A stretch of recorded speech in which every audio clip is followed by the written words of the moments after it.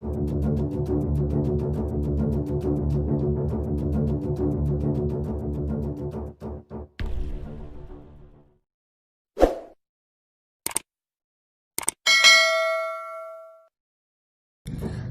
makin biadab, Indonesia siap perang dan gelar latihan besar-besaran di Natuna.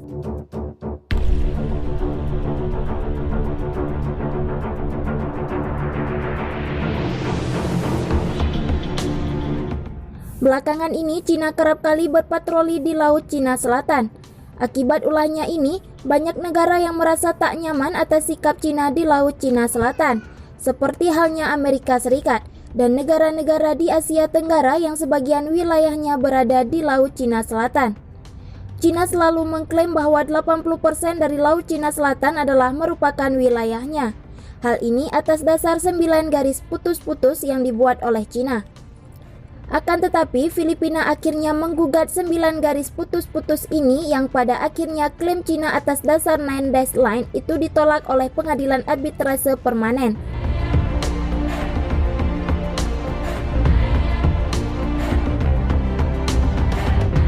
Ketika Cina mulai melakukan intervensinya di Laut Cina Selatan, Indonesia termasuk negara yang tidak banyak memberikan protes.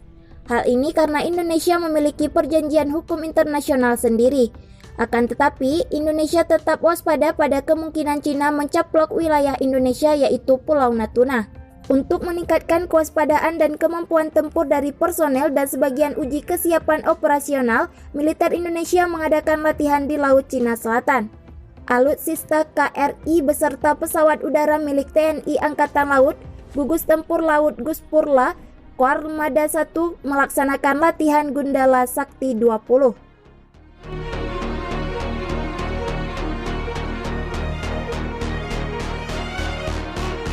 Latihan ini dipimpin oleh Komandan Guspurla Koarmada 1 Laksamana Pertama TNI Dato Rusman SNSE MSI. Dirinya adalah selaku CTF-20 on board yang ada di KRI John Lee 358 di perairan Laut Natuna pada Jumat 23 Oktober 2020. Latihan ini dilakukan dalam 2 tahap yaitu Harbor Phase 19-20 Oktober 2020 di Dermaga Sabang Mawang dan Sea Phase 21-22 Oktober 2020 di perairan Natuna.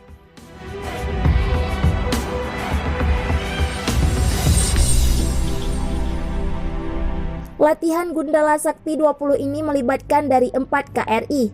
4 KRI itu adalah KRI John Lee 358, KRI Sutanto 377, KRI Cut Nyadin 357, dan KRI Wiratno 379, dan 1 pesawat udara patroli maritim P8303-CN235. Pelatihan yang digelar adalah latihan peperangan anti udara, peperangan anti kapal selam, peperangan anti kapal permukaan, dan latihan komunikasi dan manuver taktis. Tak hanya itu, terdapat latihan sharing pula dengan pesawat patroli maritim untuk mengoptimalkan kemampuan dalam hal deteksi pada saat operasi.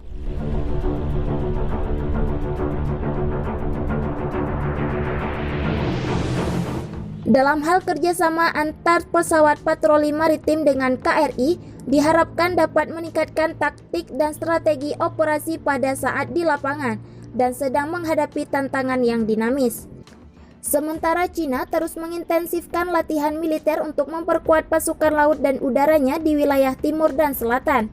Hal ini dilakukan di tengah memanasnya situasi Selat Taiwan dan Laut Cina Selatan. Di antaranya dengan menutup sementara jalur pelayaran di Selat Bohai dan Laut Kuning. Selama pasukan Tentara Pembebasan Rakyat Cina menggelar latihan militer di wilayah perairan tersebut.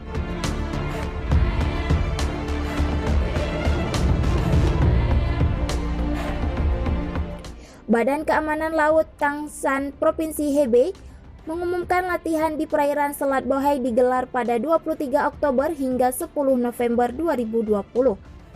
Titik koordinat latihan tersebut berada di 39-24, 35 derajat lintang utara garis miring 119-13, 44 derajat bujur timur 39-24, 14 derajat lintang utara garis miring 119-28, 24 derajat bujur timur dan 39 13-13 derajat lintang utara garis miring 119 sampai 11 51 derajat bujur timur.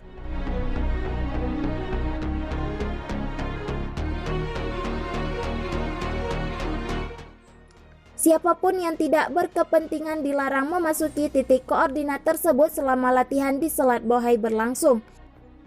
Demikian pengumuman yang didapat antara Diffus Show di PLE Minggu 25 Oktober 2020. Bakamla Dalian Provinsi Liaoning juga mengeluarkan peringatan untuk tidak memasuki perairan Laut Kuning selama latihan militer berlangsung pada 23 sampai 30 Oktober 2020. Ada 4 titik koordinat yang bakal digunakan untuk latihan militer pasukan PLE di pesisir timur Cina yang berbatasan dengan Korea Selatan itu.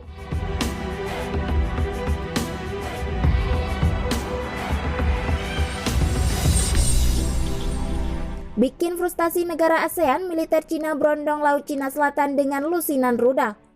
Militer Cina memberondong Laut Cina Selatan dengan lusinan rudal. Hal ini terjadi selama 2 hari di Pulau Hainan pekan ini.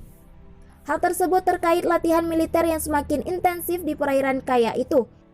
Rekaman yang dimuat China Central Television Station atau CCTV menunjukkannya. CCTV memuat rudal air-to-air ditembakkan selama 20 Oktober 2020 dan Rabu 21 Oktober 2020.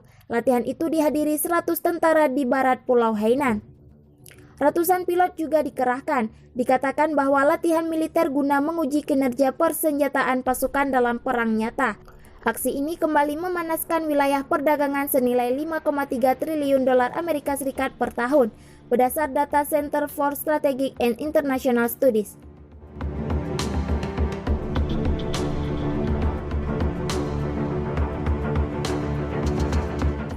Menurut pengamat multinasional di DWF Group, Jonathan Moss, aktivitas Cina membuat frustasi sejumlah negara ASEAN. Risiko konflik kian lanjut. Cina meningkatkan ketegangan dan meningkatkan kemungkinan bentrokan senjata. Katanya sebagaimana ditulis express.co.uk dikutip Ahad 25 Oktober 2020. Cina berkonflik dengan sejumlah negara ASEAN seperti Malaysia, Vietnam, Filipina, dan Brunei karena LCS. Cina juga berkonflik dengan Amerika Serikat karena negeri Paman Sam, juga mengirimkan militer ke wilayah tersebut dengan alasan kebebasan navigasi dan membela kepentingan sekutu. Latihan militer dilakukan pasca Filipina mengumumkan akan melakukan pengeboran minyak di daerah sengketa kedua negara.